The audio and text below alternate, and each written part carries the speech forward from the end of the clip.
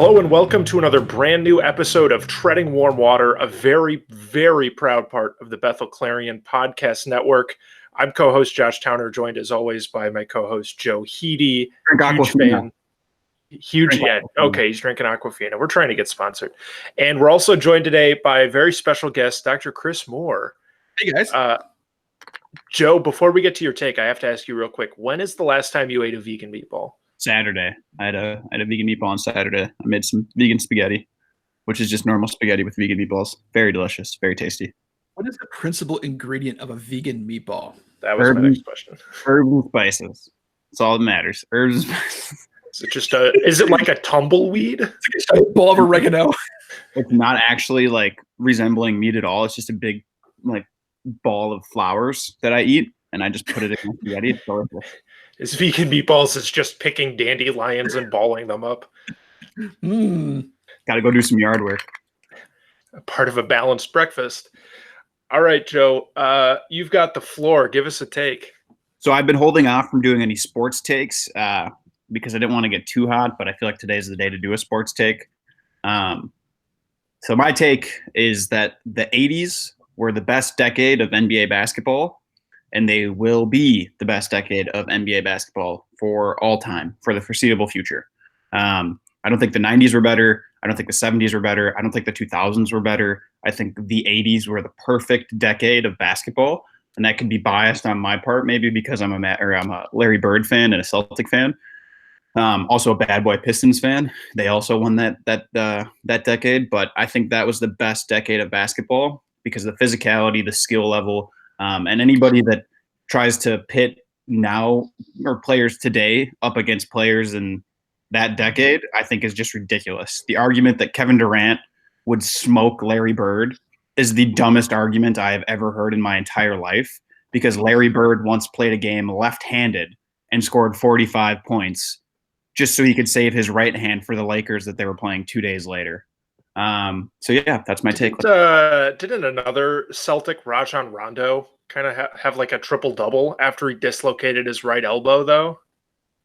I'm pretty sure I remember that game happening because I tried to imitate it a few times. Anytime I would get like the slightest injury on one of my arms, I'd be like, all right, time to go Rondo. Let's try and imitate this. We're playing with one hand today. I think that 80s basketball, obviously I wasn't alive for 80s basketball, but I think 80s basketball was very good mostly because it saved basketball.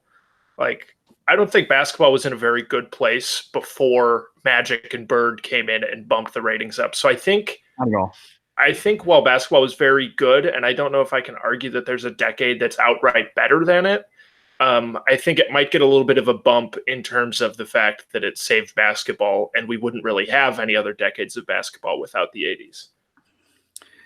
I think I'm in on this. I'm going to join Joe on this take. I think the 80s is the best decade of basketball, and let me make the case here. So you start the decade. You're right. NBA is kind of this outlier. It's kind of a fringe thing. You get Magic and Bird that do save the sport, but you're also coming out of the cocaine era for NBA, and there's zero defense. Like, if we think there's high scoring games now, it's just guys just driving straight to the hoop. There's not a lot of 3-point shooting, so it's a lot more physical inside play, but it's also scoring all the time. By the time you get to the end of that decade, though, you've seen the reassertion of defense, and that's how the bad boys win a couple of championships, right? It's shutting teams down and figuring out you can play on both sides of the court. But you also see in addition to Magic and Bird, you see like the early years where Michael Jordan doesn't really have the team to put together championships yet. Oh, by the end of the decade he does, but he's just electric every night. And then you get people like Dominique Wilkins. Oh, I'm in on this. By the time you get to the 90s, I actually think basketball's come around a little bit, but the 90s are terrible. It's all ISO. It's all one-on-one kind of ball. Oh yeah, I'm in. 80s all the way. The other argument I was going to make is if you guys pull up, I don't know if you have readily on you your top 10 NBA players of all time. I have a top 20. The majority of my top 20 come from the 80s. I have 3 players alone in my top 8 from the 80s with Kareem, Magic, and Bird. If you look at the teams that were assembled, people hate talking about how teams constantly are in the finals and constantly playing every year. I mean, you had the Celtics that had a four-year stretch, but even they weren't playing the Lakers every single year. I mean, they matched up against the Lakers 3 or 4 times, I want to say, but they played Houston, made it, the Sixers made it, Detroit made it twice, Portland was making it a couple times. Well, that's going into 90s with kind of Portland and Detroit, but even still, I mean, I think the level of competitiveness, the coaching styles that came out of the 80s. I mean, if you don't have Phil Jackson at as an assistant coach for the Bulls in what was it, the late 80s, like 88, before he became coach in 89. Yeah, behind Doug Collins there. You look at the triangle offense. So if he's not doing that type of stuff, you're not getting, arguably one of the best coaches of all time. But then on the other side of that, you have Pat Riley, who I think is the best basketball mind of all time. I mean, he's spanned across 5 decades from playing to coaching to being a VP and a GM right now. I think the 80s altogether, the competitiveness, the rivalry of Bird versus Magic, the blue collar versus Showtime, I think it's just the best. There's nothing that really beats it. And when you talk about rivalries, I hate the brotherhood NBA.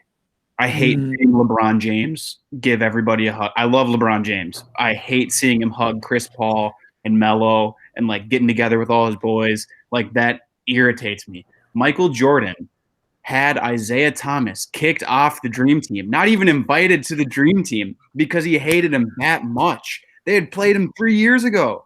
That's ridiculous. You see Steph Curry and LeBron hugging each other, saying good game. Kyrie and Steph Curry are doing it. Kyrie, if they played in the 80s, they wouldn't even look at each other.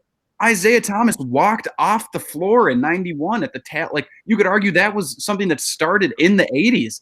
Like that type of mentality, even when the Pistons first beat the Celtics to go to the finals in 88, the Celtics walked off the floor. Bird was like, all right, we're out. Like, we're not going to deal with this. I miss Robert Parrish taking swings at Bill Laimbeer's and Bill Laimbeer coming down Larry Bird hard at the forearm. That's the type of basketball that is exciting that, I don't know, we'll never get back to that. I don't think we will ever get back to that with the way the rules are laid out and with the way the teams and players' mindsets are nowadays. There's a geographic argument here too, right? Because you've got some like 3 or 4 of the biggest media markets are all really relevant in the 80s, right? You've got Boston, but you've also got New York. And how long has it been since the Knicks were relevant? And you've got LA and Chicago, all really relevant teams. Not saying anything about Oklahoma City or Golden State or even Houston, which is a pretty big market, but like having New York and LA both be relevant at the same time, that's a big thing for the NBA. I think you've got me now by talking about how people like legitimately hated each other. I can't in good conscience as a Bulls fan say that the 80s are miles above the 90s just because without the 90s, my team has really done nothing in the entire span of basketball. Derrick Rose blew an ACL. I don't need to get that emotionally upset today, Joe. Let's not talk about that. The 2000s, even though it was, Kobe was in his prime, I would agree that like, especially the early 2000s, basketball really kind of dropped off. I think part of what I want to run back to where you mentioned that it was like, it always seemed like it was either the Boston Celtics or the Los Angeles Lakers in the finals. And you're like, a lot of people don't like seeing the same teams in the finals every year. It's a thing that we talk about now. But I think actually that those teams were so loaded with really good, maybe not likable, but really talented players. Whereas I think you look most recently at, we got 4 straight Cavs Warriors finals. And while the Warriors are maybe the most loaded team in NBA history, the Cavs were like starting J.R. Smith in some games. And like Tristan Thompson was getting important minutes. Like Timofey Mozgov was key in one of those series. Yeah.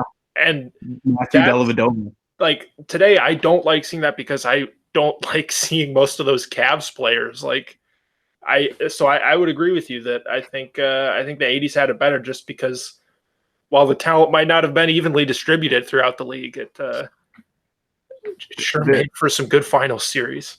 The super team mentality of today is not even a super team. Having 3 big stars and role players that are miles below them, that's not a super team. A super team is having Danny Ainge be able to guard Michael Jordan knowing that Larry Bird and Kevin McHale are going to toss it into Parrish or Walton and have them go off for 15 or 20 points and also get 15 rebounds. I mean, like thinking about the fact that James Worthy played with Kareem and Magic Johnson, and the teams were so much better. The coaching style was so much better. I mean, you argue about how like coaches.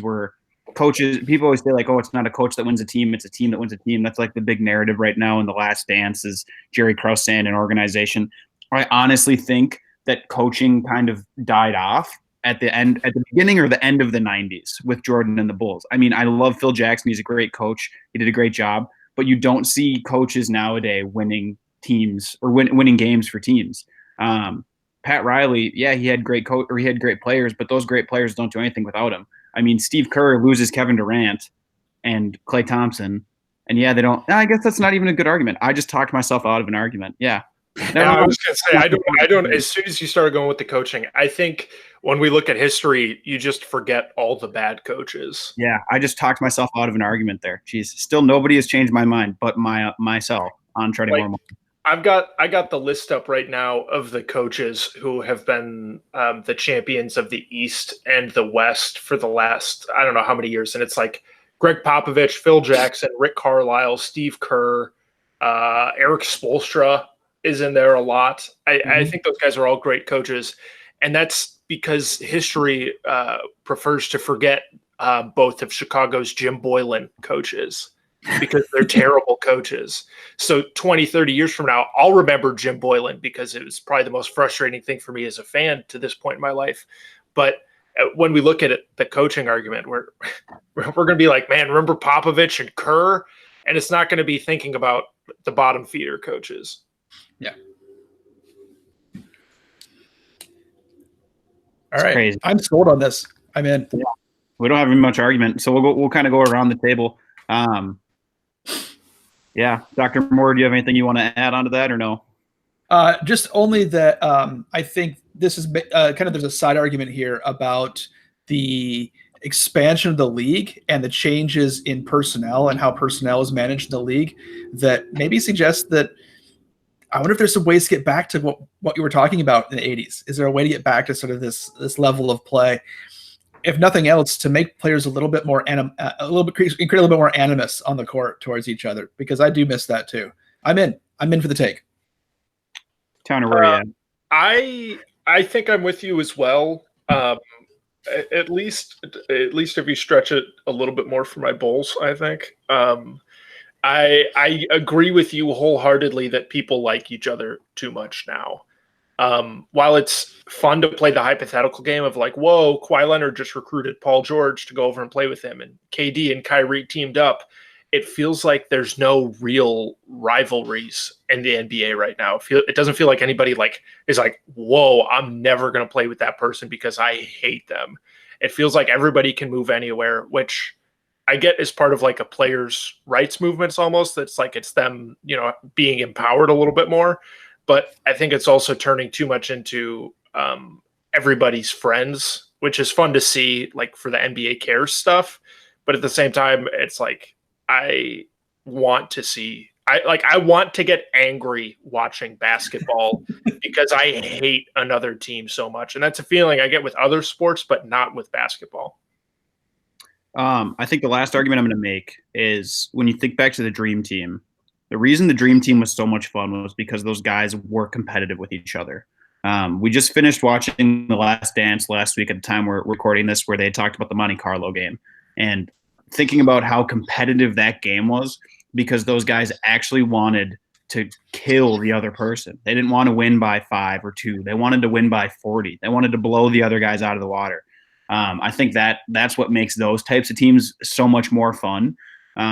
And I think that today in the NBA, especially like hey, we're going to hang out, let's play 2K tonight. Let's talk over FaceTime. The biggest betrayal we've had in the last 10 years is Ray Allen leaving the Celtics to go to the play for the Miami Heat.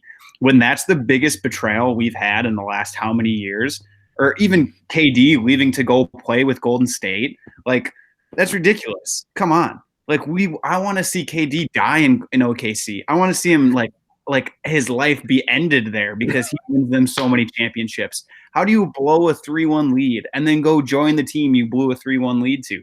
I just think it's crazy. I think the NBA has so much potential to be such a rivalry league. And when you don't let it be, when you have these guys that are chasing big contracts, that are chasing rings to play with their buddies that they grew up with or they went to college with or they are from the same state, I think that's ridiculous.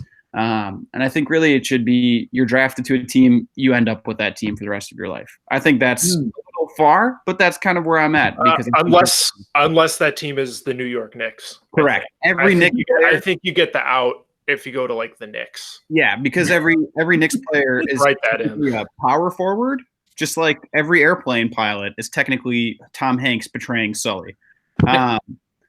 So that'll do it for this episode of Treading Warm Water. Whether you're listening on YouTube, Spotify, or iTunes, we appreciate your support so much during these times.